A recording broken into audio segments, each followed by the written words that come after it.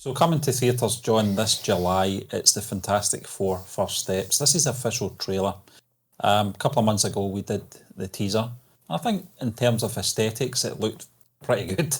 It didn't give too much away, but I think it's one of the films that I can safely say we're both looking forward to this summer to seeing.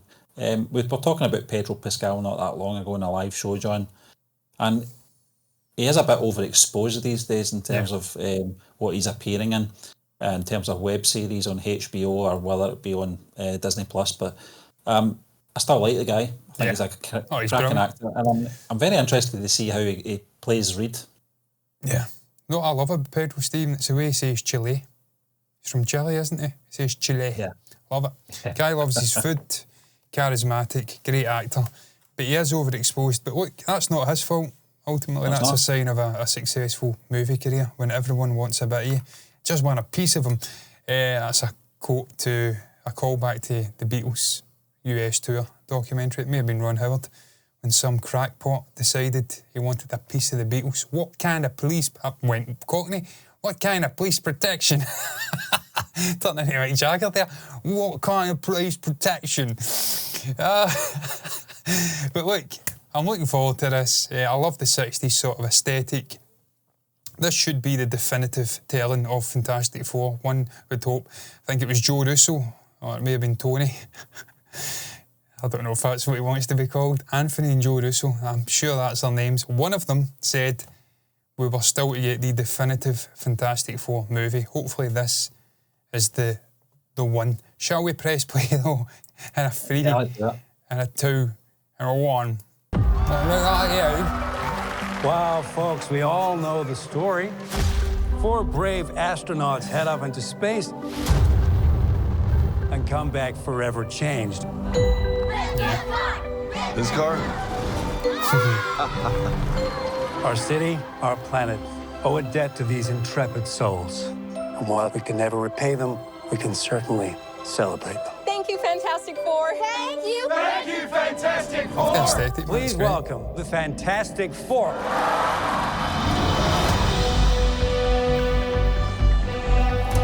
Herbie, how's that sauce looking? Okay. That is fantastic. You're late. What do you mean? What do you mean, what do I mean? You're late for dinner. Yes, we are. You late? I just said that. Are you pregnant? What? You're gonna be the best mom in the world. And you are gonna be the best dad. Just kidding. You are out of your depth. We are gonna be the best uncles ever. We can do this. Nothing's going to change. Changing tone.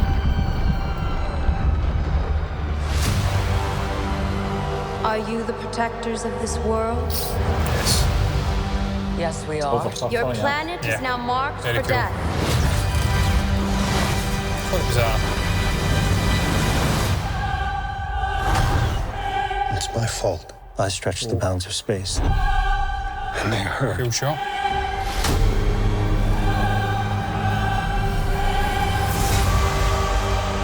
Are we safe? I don't know. There's not enough time. Fucking love House Luke, man. I'm Love his not game. giving up. We will face this together. And that's We cool. will fight it together. As a family.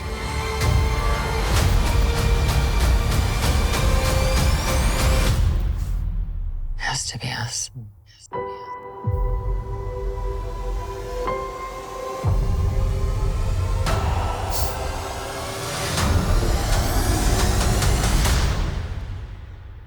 We will protect you.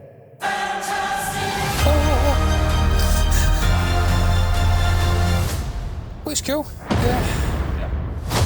Oh.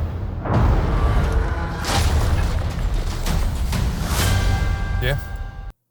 I don't know the context of it. Stephen, I've openly admitted many times I'm not the biggest Fantastic Four aficionado. I don't know everything. I don't know the context of the big tall geezer. It was alluded to with the Shadow as well.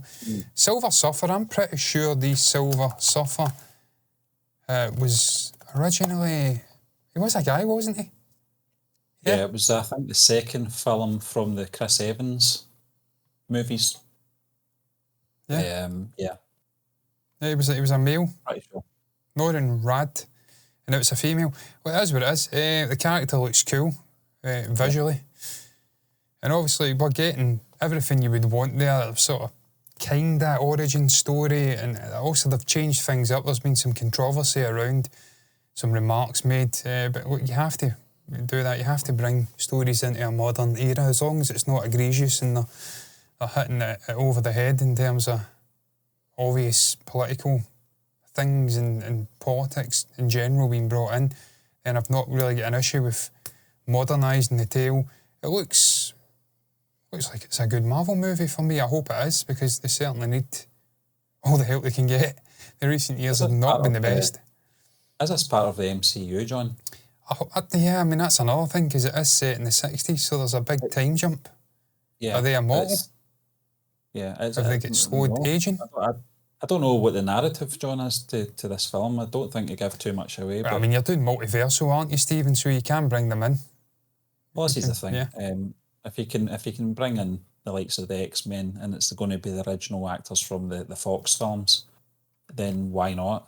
I think that's probably what they could do. But I think they have to. I mean, it's called First Steps. The clue's there. This is just the start of their story. And in terms of aesthetics, it looks a very clean and crisp production. In terms of the colour palette, I like it. Yeah. Also, I think it was a still we saw from them on stage in that TV studio. It was those arrows. It was similar to the Beatles. Yeah. Set. I think the aesthetics are bang on for the 60s, so even. Yeah, they're bang on. Really, Stephen Peter saying in the comments, the Silver Surfer has not been gender swapped. It is a love interest of Norrin Rad. They're essentially not want to use Norrin on a universe we'll probably not see again. So that kind of hints to what, I don't know how much they fucking know, to be fair. Some rando in the YouTube comments could be talking out their ass. For all I know, could be a complete dork. But it's possible that we introduce them in this set, in this universe, and then we bring them in, and it's more in keeping with modern sort of MCU thematics and whatnot and visuals, because they can't exist in the 60s. They can't. The current movies are set current day, in the future, in actual fact, I want to say. So they're going to have to do something. As well, John, because if they were part of the timeline, the MCU's original timeline, the one that we've all seen from the first few phases of the MCU, they would refer to it at some point. Yeah. So coming from a different place, in a different time. So I'm happy if they just keep it as a standalone at the moment, and then establish the characters. Let us gel with them for a little while. Perhaps maybe 2 films in, and then perhaps maybe bring them in. Well, that's old school MCU. That's what we did 15 years ago, 20 years ago nearly, 18 years ago.